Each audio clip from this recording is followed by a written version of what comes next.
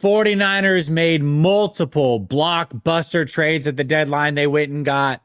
And then they also traded for, and don't forget when they went and got to bolster the defensive line. We're going to talk about it all next.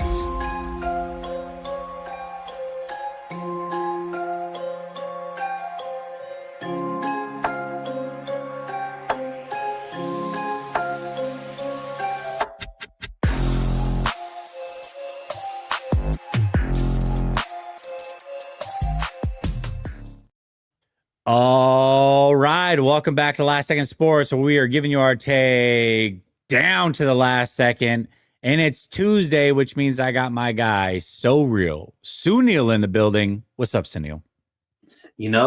Went top button gang last week in honor of my guy Kyle Shanahan, and we got a win. So I'm doing it again, hoping for the same type of energy, same type of momentum going into this rivalry game against the Rams. Hoping that this top button makes it a dub again, brother. I absolutely love it. Well, listen, it was the most anticlimactic trade deadline ever for the 49ers. I know that a lot of 49er fans were hoping for something big. We've heard in previous weeks, Max Crosby or Trey Hendrickson and Quentin Williams. At the end of the day, nothing big or anything really happened for the 49ers at all. There were some crazy trades around the league, and I will say it seems like a lot of big-name players were going for very, very steep prices. The 49ers decided not to get involved. One thing we did hear after the trade deadline is that the 49ers were absolutely in on Jermaine Johnson. Ultimately, the Jets wanted the second-round pick for him. The 49ers were unwilling to make that deal, and so they don't make any deal whatsoever. So, very quiet trade deadline. They end up adding Keon White last week. Let me ask you this, Sunil. Should 49er fans be disappointed that they didn't make a trade today? I think that 49er fans that were, reading the tea leaves and understanding what the thought process is behind this season shouldn't be disappointed. Shouldn't even they should have known that nothing big was going to happen, right? We've been talking about it. This off season, it seems like there was a change in direction as far as how this team was approaching the upcoming season. In the past, they have been really loosey-goosey when it comes to trading away assets and signing big name free agents and giving big contracts, right? And all of that hasn't led to any championships in that window that they had. And at the end of the day, eventually you got to pay that bill. And the 49ers ultimately are paying it right now. That's why they, cut fan favorites like Talana Hufanga and Dre Greenlaw, who are players that were injured, that were, going to be pricey. And they decided not to pay for those players. They decided to, only give money to, players that they felt like were a part of their future. Obviously, Brock Purdy being one of those players. But ultimately, it seemed like, and this was just my conjecture, is that Jed York basically let Lynch and Shanahan know, no, you don't have the blank check anymore. No, you can't just trade away all the assets, 3 first-round picks for a guy like Trey Lance. Look, this is the team you guys wanted. I've given you everything you asked for. We've made pretty much every player one of the highest paid players at their position. And it's led to no chips. Now I got to, get my money back in order. And also, keep it appealing that if for some reason I don't want to continue with this regime, I have appealing cap space. I have an appealing, draft picks to be able to attract, the best candidate that, they decide to, if for some reason they don't, believe in Shanahan and Lynch. And just for the record, I think Shanahan has solidified his spot with his coaching this season.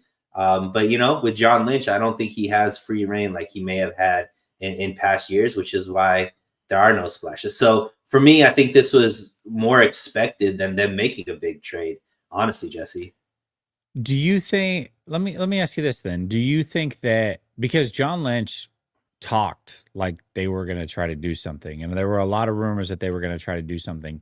That was going into this last week's games. Do you think the injury to Williams was the difference? Like that's why they didn't make any move? Like was it that simple or No, I mean, I think when we were talking, Jesse, the only trades we expected them to make were like the trades we'd seen in the past, where they trade a sixth round pick or a seventh round pick for what they did with Keon White, right? That those are the yeah. type of trades that we expected. Depth pieces with maybe some upside that under Kosarik could potentially, get the best out of them, right? So to me, they didn't find any. I mean, there's not a lot of draft capital there, right? I think they only have one seventh round pick. Everything else is a first, second, third, or fourth.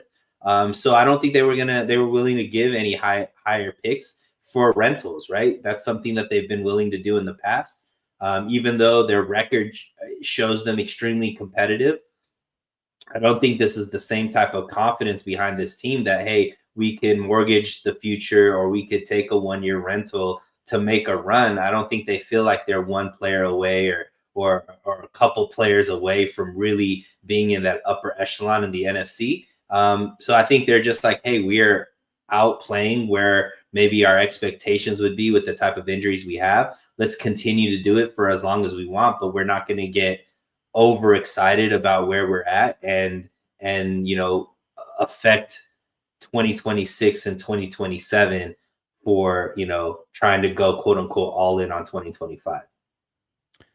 Yeah, I think to me, I don't know. I think 49er fans would have a right to be a little bit disappointed, but I think that no matter what, they would have been disappointed if they had made a trade like what you were talking about, where it was like the Keon White type of deal, or maybe even if they traded a fourth round pick for somebody. It wasn't going to be the big splash player. They weren't going to get the Quinn Williams. They weren't going to get the Trey Hendrickson. It never made sense to go after those guys. And what I had heard going into things, and I had made a short about it last week, was that the 49ers were unwilling to deal a pick in the first 4 rounds going into this deadline.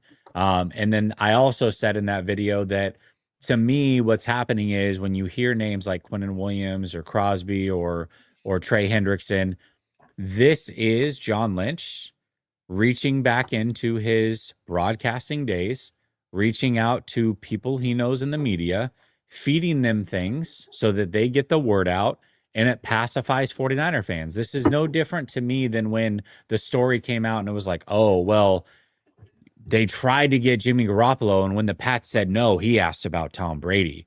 Or, hey, we gave more of an offer than what the Bears did for Khalil Mack, but the Raiders were never going to trade with the 49ers. Like, these are all like folk tales that never were probably really true and we knew weren't possible. And that's what the way that I look at this. This was John Lynch trying to put out there, hey, we're going all in. We're trying our best. But if it doesn't happen, it's not on us. We tried. And they never were going to make a big time deal. So that's the way that I viewed that. The one deal that we did hear about again was Jermaine Johnson with the Jets. Obviously, he was there when Robert Saleh was there. It was one of the picks in his regime. Jermaine Johnson's a good player, but he came off a major injury last year. He's never had more than 7.5 sacks in a season. And outside of that, no more than 2.5. I believe he has like 1 sack this year. I think a second round pick for a player like that would have been way too steep. And yeah, I get it. Like the 49ers maybe haven't drafted as well as what we would like. And so maybe you look at a Jermaine Johnson and say, hey, former first round pick with Robert Saleh, it would make sense to spend a second round pick on him. I disagree with that. But that was basically what was out there. And I would rather the 49ers stand pat, build towards the future and keep these assets. Because quite frankly, they need them. I mean, let's go over it real quick, Sunil. Last 2 drafts, which a lot of people, if we're saying, hey, these drafts are amazing. Not really. I mean, you really look at it, your first round pick last year, Ricky Pearsall, hasn't even been able to stay healthy. Renardo Green's been decent. Pooney, for as great as he started, has been very average at best. There's not a lot really from last year's draft that you can say for sure we got a great stud out of it. And then this year, same thing. Yeah. Oh, we got Nick Martin, healthy scratch every single week. Michael Williams, first round pick, done for the year. Didn't have a lot of stats. I like Michael Williams, by the way, but is he living up to the 11th overall pick? I don't know. Maybe that's debatable, I guess. I would say most people would lean no. You got Upton Stout late, which was a good pick, but everybody loved the CJ West pick. Nothing there. Siegel hasn't done anything either.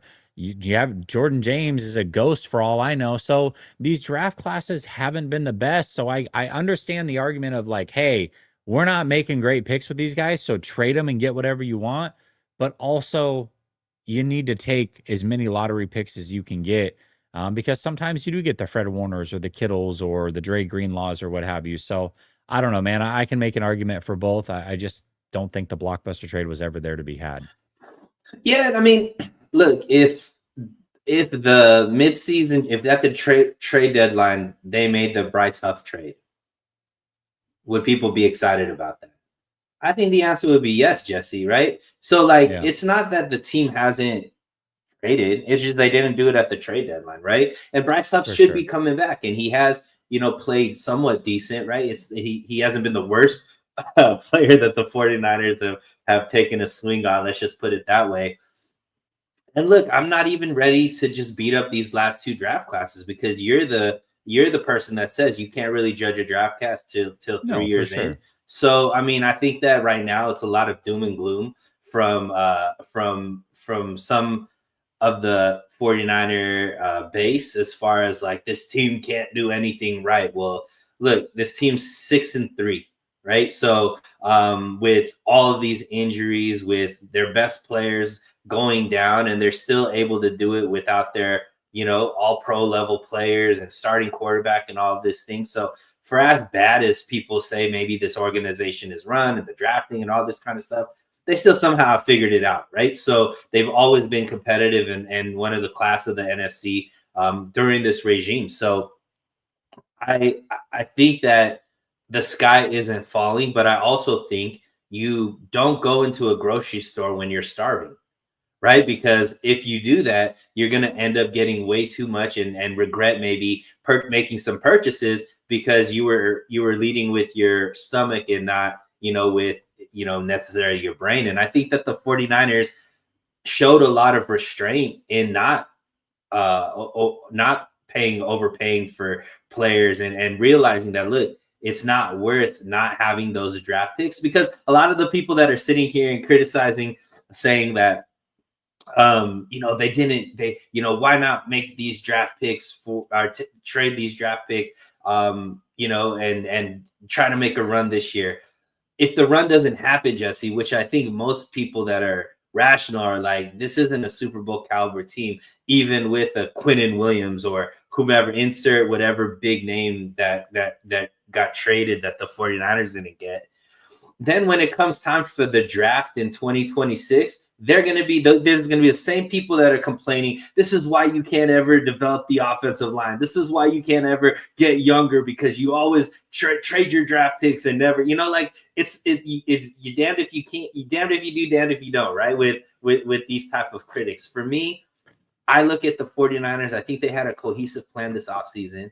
It was to not overspend and still keep your draft assets, to get younger and still be able to compete. And if you put it on that trajectory, Jesse, they're younger, they're still competing, and they still have a lot of cap space that they could roll over into next year. They still have all of their higher draft picks.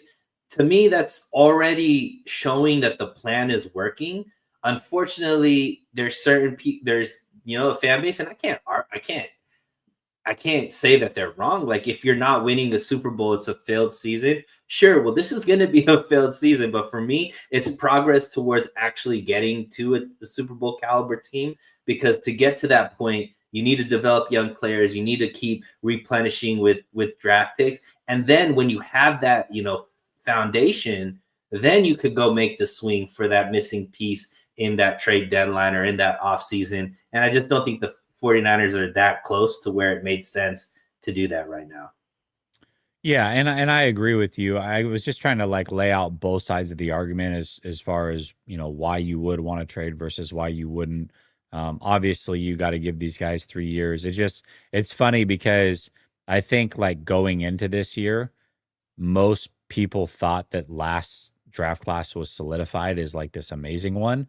And right now you look at it and you're like, I don't know, and this is why you do have to give it the 3 years, because you don't, we're not going to fully know until after next year what basically this last year's draft class was. And so it's just one of those things like you have to be patient, you have to figure it out. But the 49ers absolutely need all these picks. They have to start hitting on them, and that's how they're going to build this roster in the future.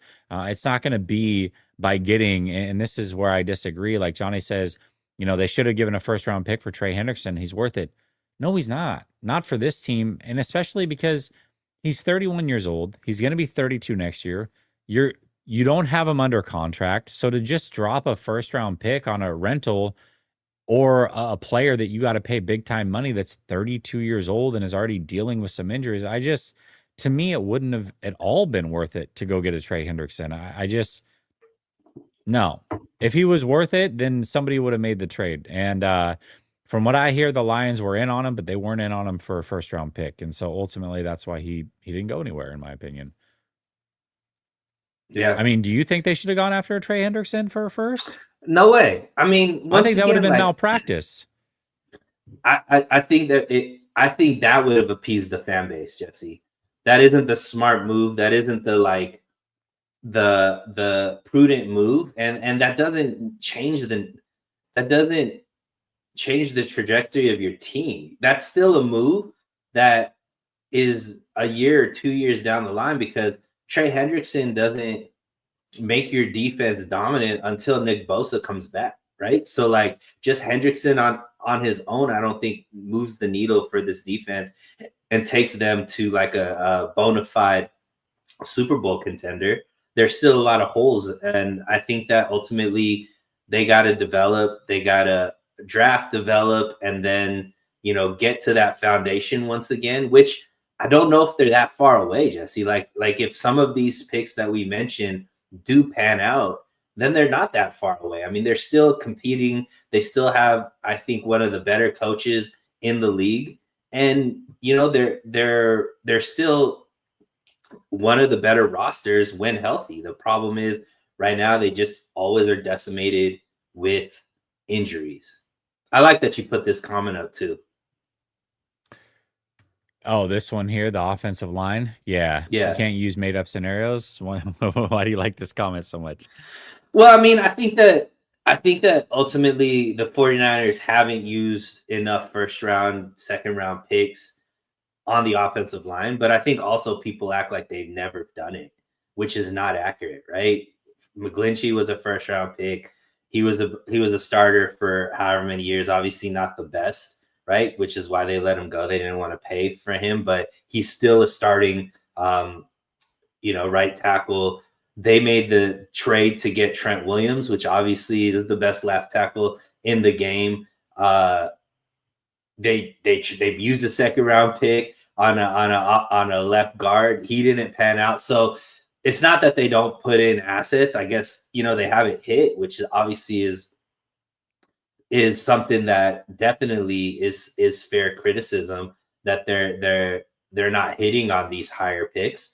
But I think that points to one person, and I think that person doesn't get enough slack and enough criticism, because everybody wants to throw that criticism at Shanahan, but it is the GM's job to run the scouting department. It's the GM's job to make these draft picks. It's the GM's job to give the talent. And I think that John Lynch has missed on so many picks in the first round that have caused some of these woes, that have been kind of the deciding factors between whether or not this team has won or not won. And I think that, man, he should be on the hot seat, and he should be someone that the fans criticized a lot more, because ultimately all of these things get thrown on Shanahan because there's this narrative that he makes all the decisions and all this kind of stuff. But why is the GM not getting the type of fire that I think a lot of people throw at Shanahan? Yeah, I mean, I don't know. There is clearly a philosophy when it comes to offensive line, and the priority of the offensive line, and it's an organizational thing. Shanahan has his hand in it.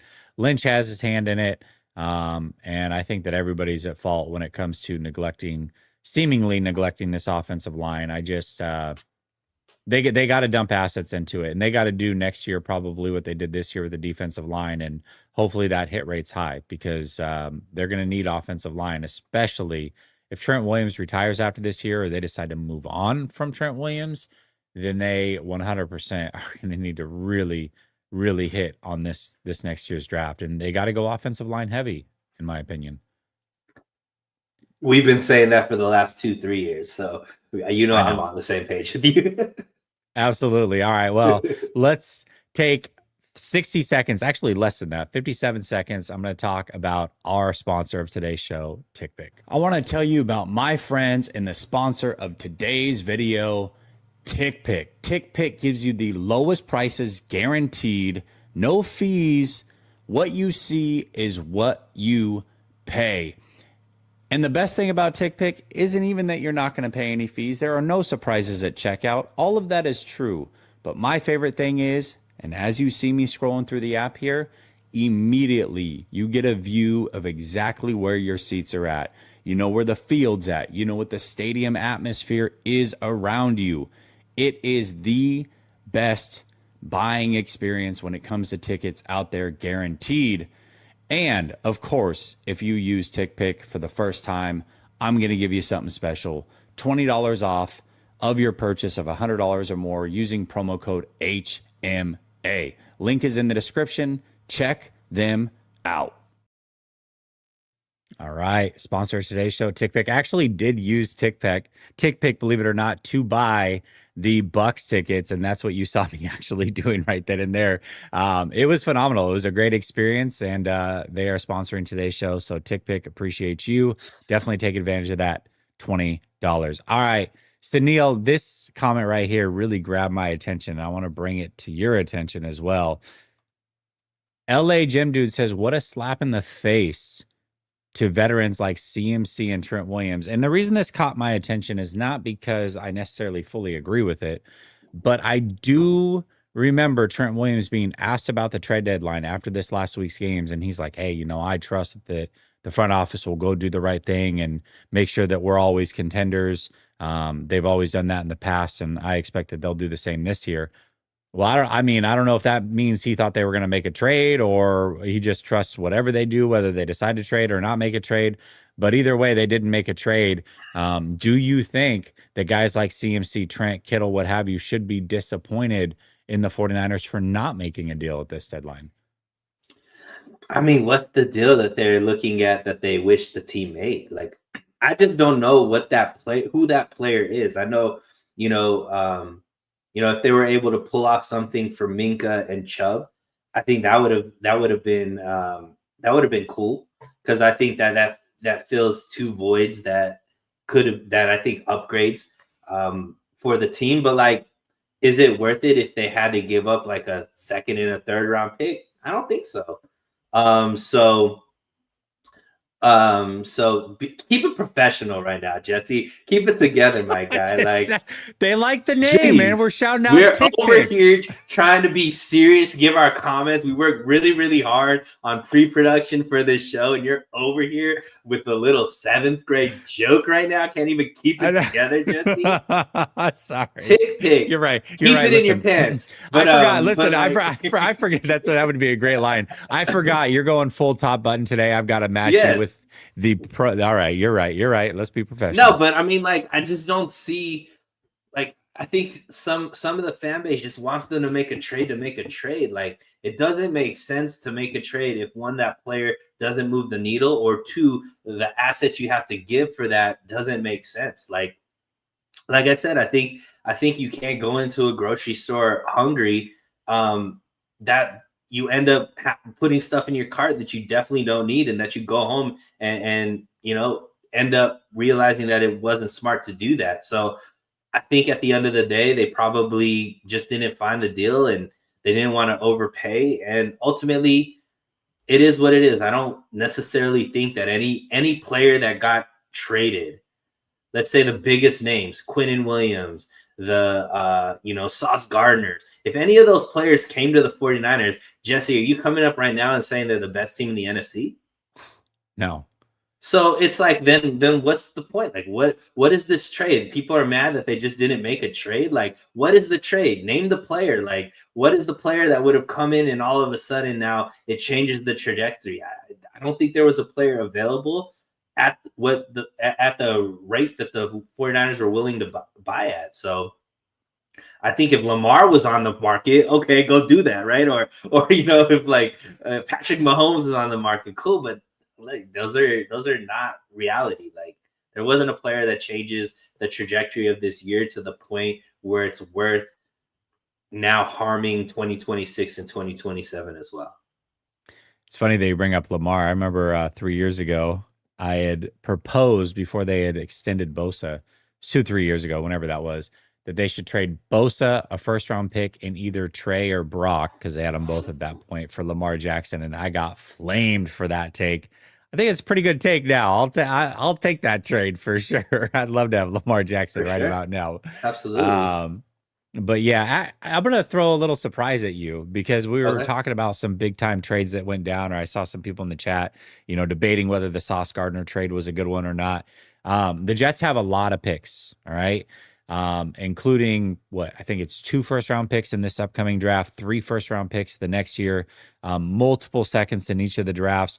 And it's rumored that, they're going to trade for a quarterback this offseason, whether that's in the draft or, maybe it's most likely like a veteran, maybe a Kyler Murray, something like that. If they came to the 49ers this offseason after watching Mac Jones play the way that he's played, and I want to hear from the chat on this one too, what would you do in this scenario? If they come to the 49ers at the end of this season and say, we'll give you 2 second-round picks in this upcoming draft, which they do have, for Brock Purdy, and we'll take on that contract, you saying yay or nay to that, Sunil? I'm saying yes, and I'm not hanging up till they turn in the paperwork. Like, I'm making sure they're not trying to mess with you. That goes through, right? Like ultimately, and it's not because I don't value Brock Purdy. I like him as a quarterback, but ultimately, the best ability is availability, and you can't have a quarterback that's missing most of the season, right? And ultimately, you look at the type of quarterbacks that have this, Jesse. There's this track record. There's very few quarterbacks that miss this much time and then never miss time again, right? You look at even quarterbacks that are considered top 4, Joe Burrow, right? He misses a lot of time and then he continues to miss a lot of time, right? I think the only quarterback that I can remember offhand that missed like a whole year and then came back and was very durable was Tom Brady.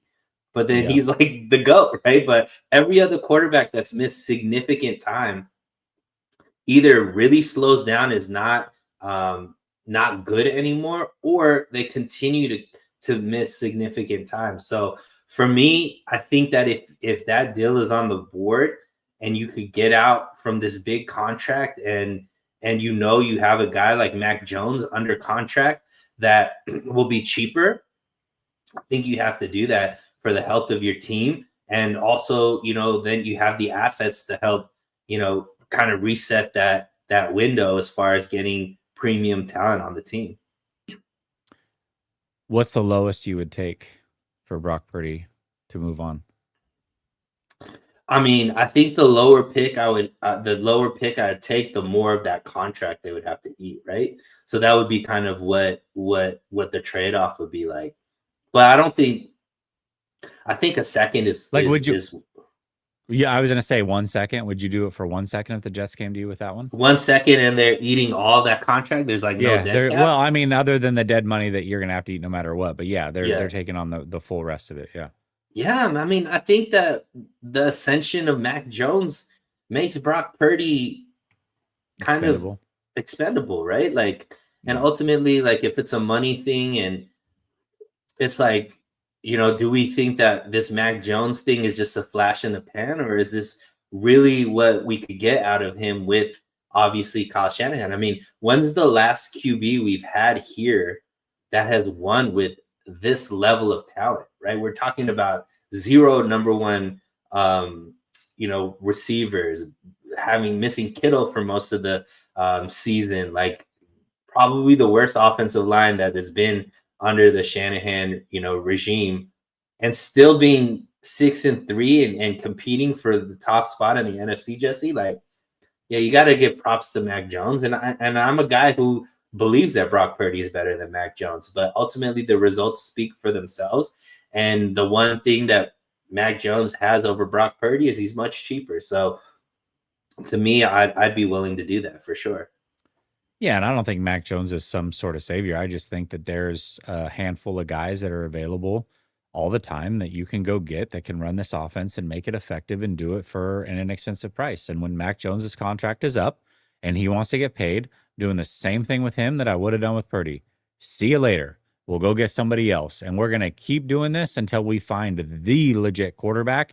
And if we find that guy, we're paying him. And if not, we're going to keep doing the quarterback carousel and building an elite team around him, because every year it seems like there's a Baker or a Sam Darnold or a Danny Dimes or a Mac Jones or a Jacoby Brissett. These guys having career resurgences. It's like, it's available. It's out there to be had. And so why play the game of a guy who's maybe top 15 and paying that guy big money when you can go get a guy who can perform like a top 15 guy in this offense if everybody's healthy and you stack the deck for him. So no, I'm straight. I would move him for a second in a heartbeat. In fact, I'm calling New York right now and I'm letting them know. I hear that Brock Purdy in inclement weather, which you're going to get in the Northeast, is phenomenal. Screw what the stats say.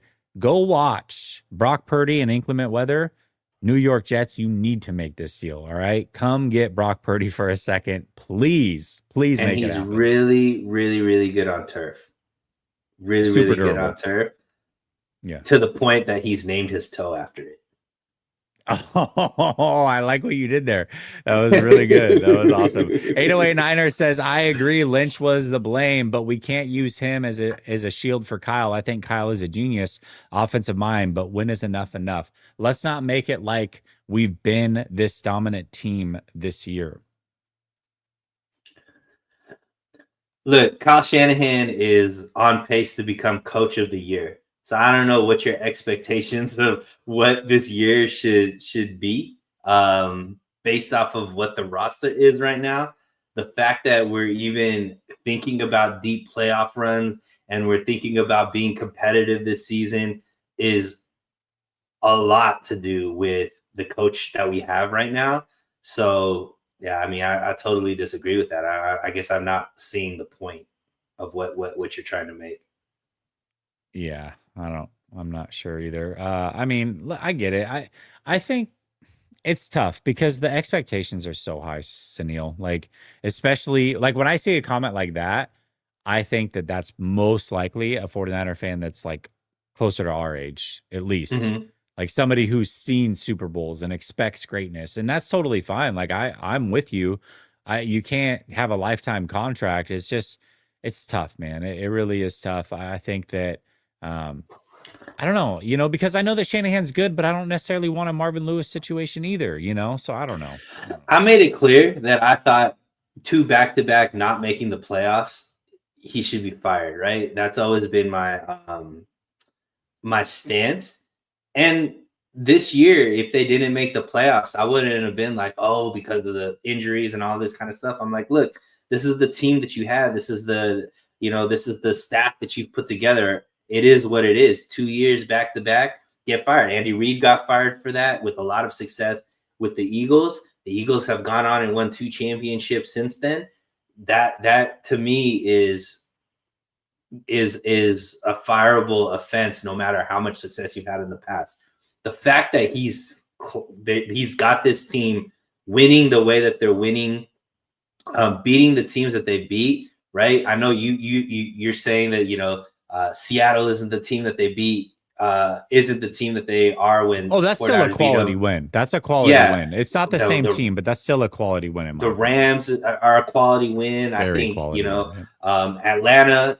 I think they started the trend for everybody now knowing how to beat Atlanta, because Atlanta was doing really well till the 49ers came in and stopped that running attack and doing what it is. So like, to me, I just feel like Kyle Shanahan has coached his way into at least maybe not an extension, but at least being able to finish his contract. I can't say the same for John Lynch. I'm ready for him to be gone. I think that give Shanahan a more competent GM, and I think it would be exciting if let's just say if Howie Roseman was Kyle Shanahan's GM, where do you think this team would be right now? No, I mean, yeah, I definitely hear you. I also think, and I've always said this, that you're going to know Shanahan's on the hot seat when John Lynch is no longer here. And so if you truly are in the I want to fire Kyle Shanahan, let's move on, I think it has to start with exactly what Sunil's saying, which is you let John Lynch walk after this year, or you promote him to team president, whatever. You get him out of being the GM, and then that's when you know that all the heat goes to Kyle Shanahan. And then you see what happens with that. So I don't know. I mean, I think that there's a scenario where Kyle Shanahan might be the coach of the year this year. This is a very depleted roster, and they very well could make the playoffs. And if they do, he's at least going to be in the conversation. So I don't know, man. I think Kyle Shanahan's really good at certain things. I think that he has shortcomings at certain things. I also want a Super Bowl. I'm back and forth on this. I truly am. I can see both sides. I personally would let him finish out his contract and then make a decision after that, which is basically what Sunil's saying, and I agree with that. I agree with that wholeheartedly. Let's hear from our sponsor of the season, Sleeper. Get a 100% deposit match of up to $100 using promo code LSS. Right now, the best promo out there. You can get a free $20 play. You don't even have to make a deposit if you use promo code LSS. Link is pinned to the top of the description. Sunil, just in the sake of time, I went ahead and made picks for us. You tell me if you agree with them. I got Brock Bowers going more on the anytime TD. Yes. Mark yourself safe if you played against Brock Bowers and won this week. We got Bo Nix, more than one passing yard, so we're good there. I teased J.K. Dobbins down to 40 yards rushing and took the more on that one. And then I got Daniel Carlson at 1.5 field goals made. I'm going to hit the $10 entry. I'm going to submit that. You think I'm going to win, or you think that's a loser card there? What do you think? I don't believe in Daniel Carlson getting two. Okay. All right. Listen, I don't like your negativity. How about that? I don't like your negativity. All right. Listen, whether you agree with Sunil or me, you can either fade or tail, but either way, use promo code LSS and get on the best fantasy app there is in Sleeper. All right. Let's talk about how the 49ers rank up in the NFC West at this point and what they got to do to win the West. The West just got a lot tougher today, Sunil. I don't know if you know, but the Seahawks added Rashid Shaheed. I thought that was a hell of a deal. In fact, last week on the NFC West Roundtable, we were talking about a trade the Rams could make. And I said Rashid Shaheed is the one that would terrify the hell out of me if he ended up with the Rams. Well, he didn't, but he ended up with the Seahawks, and that still scares the hell out of me. They've got a good young receiver in Horton. They've got JSN, who's absolutely going bonkers right now. Rashid Shaheed's a deep threat. They just Seahawks got a lot better today. The Rams, obviously, we know how good they are as well. The Bengals are interesting, or not the Bengals. The Cardinals are interesting because they bench Kyler Murray. But they added Walter Nolan back to this defensive line. He hasn't yet played. Hell of a debut for him in this week's game. Got a sack, multiple disruptions of Dak Prescott. He looked like an absolute beast out there. So they look like they're coming on.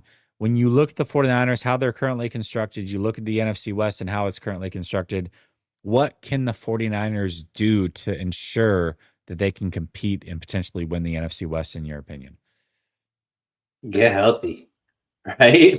The thing about it is you're mentioning players coming in to make these rosters better. Well, the 49ers have these players that still need to come in, the Pearsalls, the Ayuks, right? That could come in and really give that jolt that we're thinking these other players may give the competitors.